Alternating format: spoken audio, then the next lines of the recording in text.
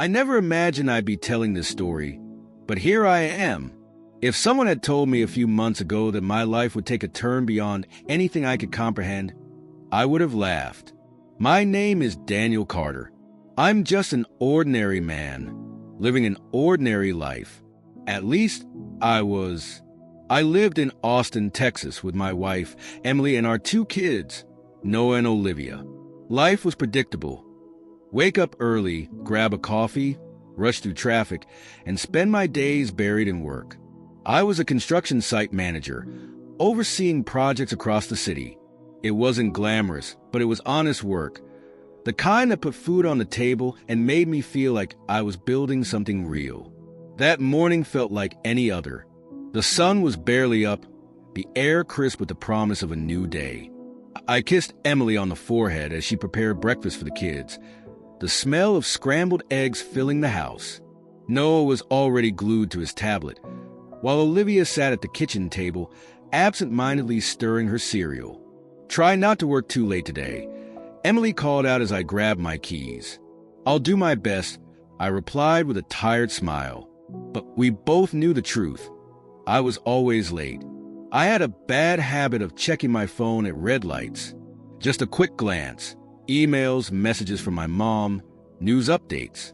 It was a routine, one I never thought twice about. That morning, as I sat at an intersection, my phone vibrated. A message from Mom. Call me when you get a chance. Love you. I started typing back a quick reply when the light turned green. My foot pressed the gas pedal, my eyes flicking back to the road. That's when I saw it. A semi-truck, barreling toward me from the side. There was no time to react. No moment for my brain to register what was happening. Just the deafening sound of metal twisting, glass shattering, and my body being thrown like a rag doll. Pain. Sharp, searing pain, but only for a second. Then nothing. Silence. The world around me faded, the sounds of screeching tires and sirens growing distant. I could still feel my body, but it was different. Weightless, suspended in something that wasn't air, but wasn't quite space either. I saw my car, completely crushed, smoke rising from the wreckage, people running toward it, shouting for help. Someone pulled open the door, trying to reach me, but I wasn't there anymore. I was floating above it all, watching, detached, as if I were simply an observer, a spectator in a scene that had nothing to do with me.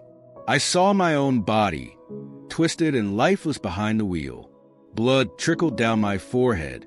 My phone, still clutched in my hand, its screen cracked but glowing softly. This wasn't supposed to happen. I tried to speak, to move, to scream, but there was no voice, no movement, no breath. And then something changed. The edges of my vision darkened, as if a shadow was creeping in from all sides. A pull, stronger than anything I'd ever felt, gripped me. It wasn't painful, but it was absolute. It was as if I were being summoned.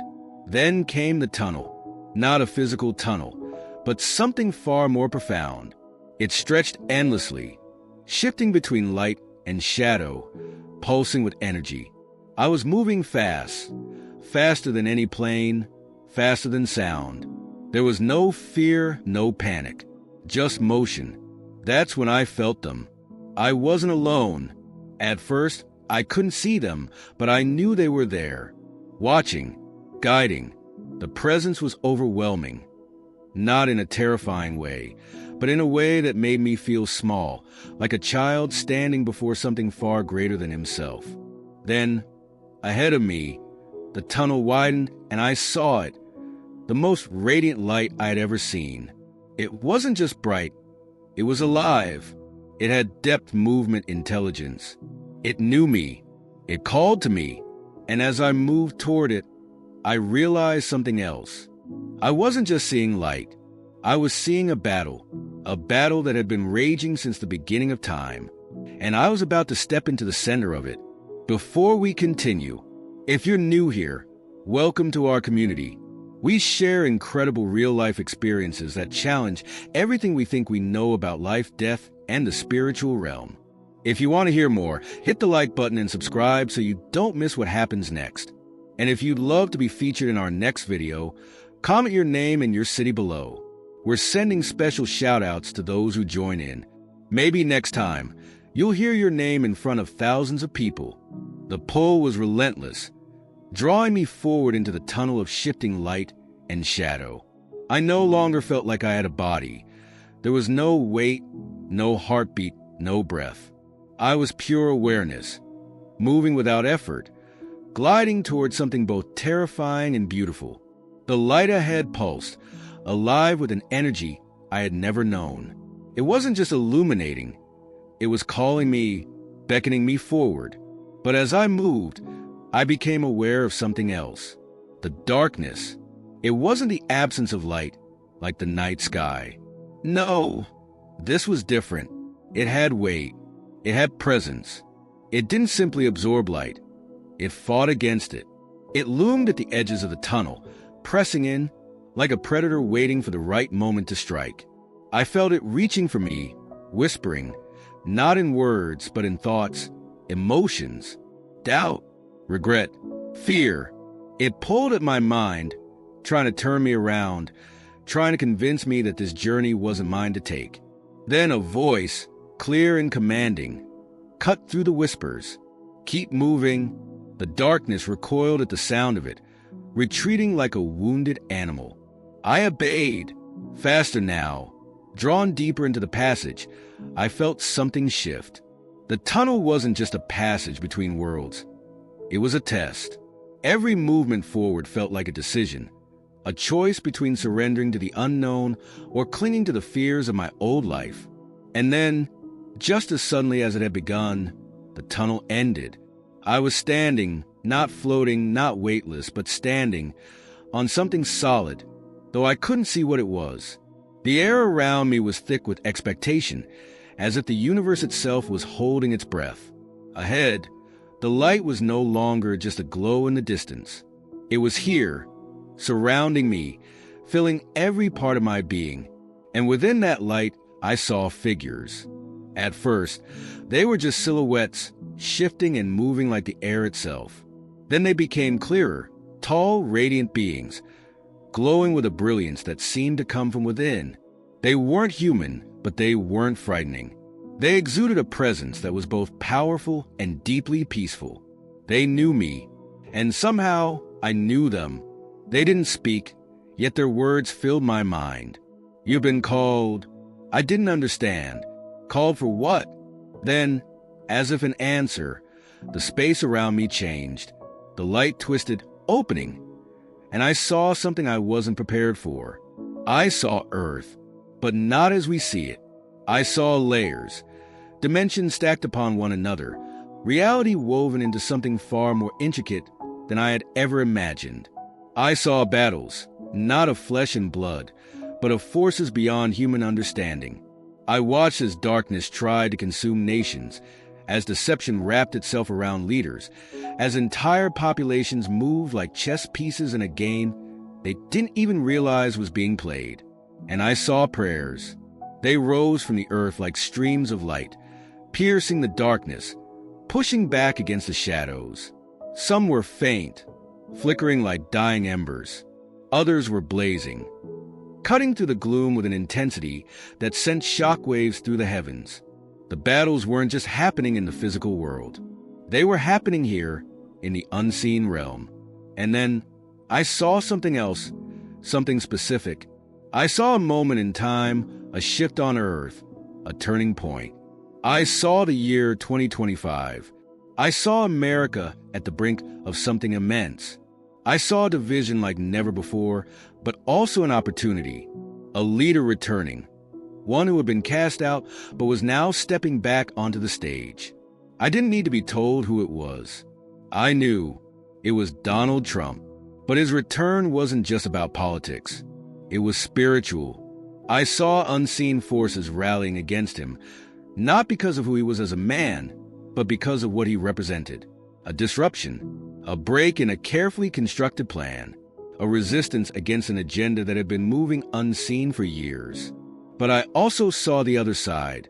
There were those praying, Not for a politician, but for truth, for justice, for the veil to be lifted. And as their prayers rose, I saw warriors of light moving into position. This wasn't just about one country. It was about the world. The battle lines had been drawn, and I was being shown this for a reason. The figures of light surrounded me again. I could feel their eyes on me, waiting, watching. And then I heard the voice once more, the same voice that had told me to keep moving. It spoke my name, and everything changed again. The voice that spoke my name wasn't just a sound, it was a force.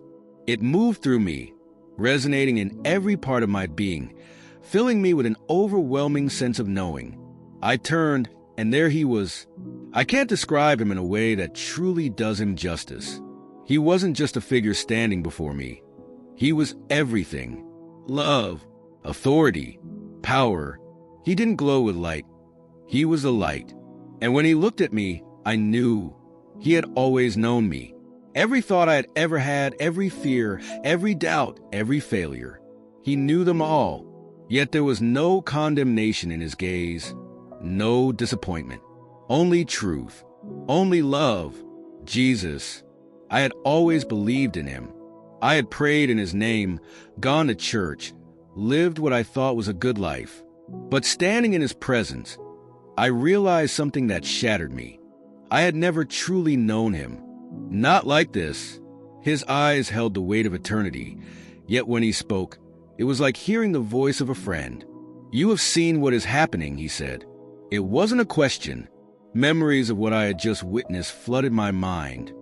The battles, the prayers, the rising darkness, the shift coming in 2025. It was all connected, all part of something far greater than I had ever imagined. But there was something deeper, something I hadn't yet grasped. "You must understand what is coming," he continued. Suddenly, everything around me changed again. I was no longer standing before him. Instead, I was seeing. Visions unfolded before my eyes, each one more vivid than the last. I saw cities in turmoil, unrest spreading like wildfire, people shouting in the streets, anger boiling over. But beneath the surface, I saw something even more dangerous: deception. I saw churches, some standing strong in faith, others crumbling under the weight of compromise. I saw pastors silenced by fear, their voices fading into the background, while others spoke with boldness, igniting movements of prayer and awakening. Then I saw the White House. A storm surrounded it, unseen by human eyes, but raging in the spiritual realm. Forces of darkness and light clashed over the seat of power, the outcome hanging in the balance. And then I saw him again, Trump. He was walking back onto the stage, stepping into a moment not just of political significance, but of spiritual warfare. The battle wasn't about him alone. It was about what his return represented. It was about disrupting a plan that had been in motion for years. I saw leaders in closed-door meetings, whispering, planning, setting things in motion. Some knew exactly what they were doing. Others were merely pawns, moved by forces they couldn't even comprehend. And above it all, I saw the prayers.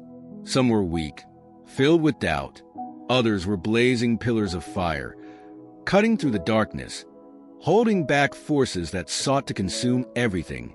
Then, just as suddenly as it had begun, the vision faded, and I was back in his presence. Jesus looked at me, his expression serious, yet full of love. "Time is short," he said. His words weren't meant to frighten me. They weren't a threat. They were a calling. I understood now. Everything I had seen, the battles, the deception, the return of leaders, the shift coming in 2025, was not set in stone. It was a choice. And the choice wasn't just for world leaders. It was for us. For those who had eyes to see, for those who had ears to hear, for those who would stand, for those who would pray. And then the ground beneath me trembled, and the world began to shift once more. The ground beneath me trembled, not like an earthquake, but as if the very fabric of reality was shifting. The air around me thickened, heavy with something unseen yet undeniably real. I wasn't just seeing anymore, I was experiencing. Then, without warning, I was no longer standing in the presence of Jesus. I was somewhere else. The world around me was vast, stretching beyond what my mind could comprehend. It wasn't heaven, not the way I had imagined it. It was something in between, a place where the physical and spiritual collided. Before me stood something like a screen, but it wasn't a screen. It was alive, pulsating, shifting, revealing things that no human eye was meant to see. And then, my life played before me. Every moment, my childhood, my mistakes, my regrets, my victories, but it wasn't just memories. It was truth. I saw the times I had hurt people, not just from my perspective, but from theirs. I felt their pain as if it were my own. I saw the moments I had prayed, the times I had whispered desperate words to God in the dark, thinking no one was listening. But He had been listening. Every single time. I saw how my prayers had rippled into the spiritual realm, shifting things I never even realized. I saw how prayers, real, faith-filled prayers, were like weapons against the forces of darkness. And then the vision changed. I was no longer seeing my past. I was seeing our future. The world before me looked familiar, yet it was different.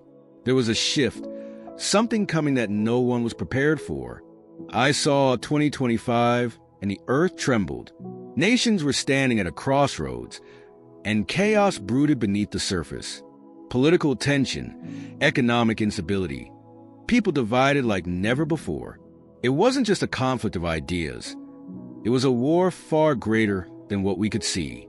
And at the center of it all, a battle raged over America. I saw Trump stepping back into a position of influence. But the resistance against him wasn't just political. It was spiritual. Darkness surged, trying to suppress, trying to stop what was coming. There were forces at play far beyond human understanding. And then I saw the churches. Some stood strong, filled with fire, their prayers pushing back the darkness. Others had already fallen, silent, compromised, powerless. Jesus' voice echoed in my spirit. They must choose. The world wasn't just moving toward another election, another shift in leadership.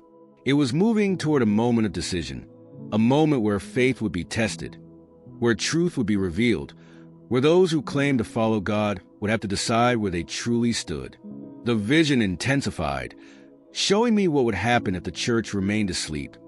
Waves of deception sweeping across the world, fear tightening its grip, people blindly walking into chains they couldn't even see. But then, I saw the other side. I saw revival, awakening.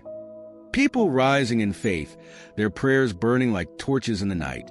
And in that moment I knew, the battle wasn't just about governments, leaders, or nations. It was about us. It was about prayer.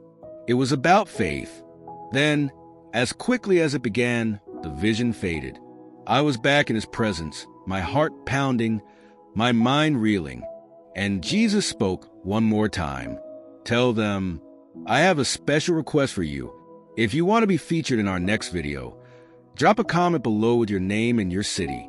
We love shouting out members of our community, and who knows, maybe in the next video, you'll hear your name in front of thousands of people.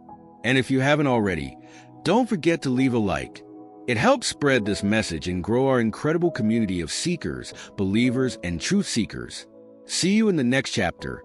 The moment Jesus spoke those words, tell them, I felt a weight settle on my soul. It wasn't a burden of fear, but of urgency, a calling clear and undeniable. I had seen too much to stay silent. I had witnessed the unseen battle, the forces at work beyond human understanding. I had seen the deception tightening its grip on the world, the spiritual war raging in the shadows. And I had seen the power of prayer, the fire that could push back the darkness. I understood now. This wasn't just a warning. This was a call to action. But before I could ask what I was meant to do next, I felt a shift. The world around me trembled, and suddenly, I was being pulled away. It was like being caught in a current, dragged backward at a speed beyond comprehension. The light, the presence of Jesus, the divine space I had been standing in, it all began to fade. No, I wasn't ready. I had so many questions. I wanted to stay, to understand more, to ask what would happen next. But I wasn't given a choice. The pull became stronger, and before I could even process what was happening, I fell. The first thing I felt was pain, a crushing, suffocating pressure in my chest, burning in my lungs, a searing ache in every part of my body.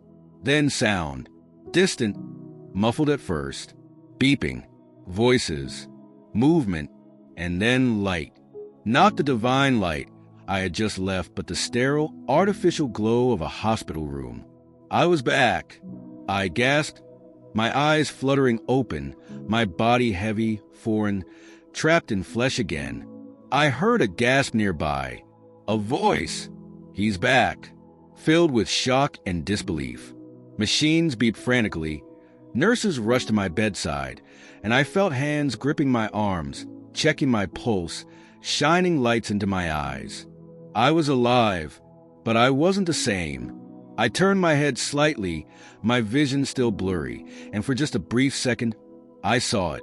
A figure, standing in the corner of the room, barely visible, but undeniably there. It was watching me. It was not human. And then in the blink of an eye, it was gone. Tears welled in my eyes. I wasn't crazy. I hadn't imagined it. I had been there. I had met Jesus.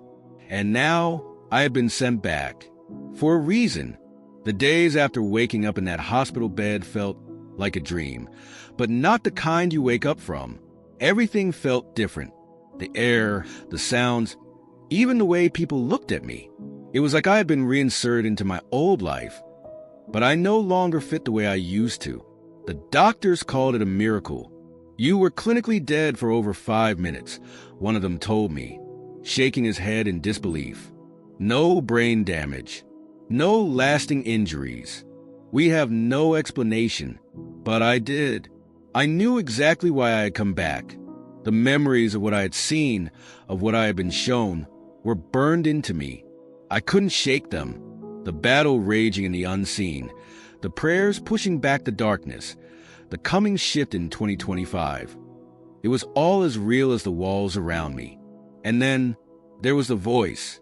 It still echoed in my soul. Tell them, but how? Who would believe me? I imagined myself standing in front of my family, my friends, telling them that I had died, met Jesus, and been shown a vision of the spiritual war behind everything happening in the world. They'd think I was insane. Yet, the thought of staying silent was unbearable. I had been given this knowledge for a reason. I had seen the deception creeping into the world. I had seen how so many believers were asleep, unaware of the forces working against them. I had seen the return of a leader and the spiritual battle surrounding it. And I had seen the power of prayer, the one thing that had the ability to change everything. I couldn't keep it to myself. So I spoke. At first, it was just to my wife. She listened, her eyes wide, her hands trembling as I described what I had experienced. Then my family, then my friends. Some believed me, some didn't, but that didn't matter, because I wasn't telling this story to convince anyone. I was telling it because I had to, and the more I spoke, the more I realized something. This message wasn't just for me. It was for everyone.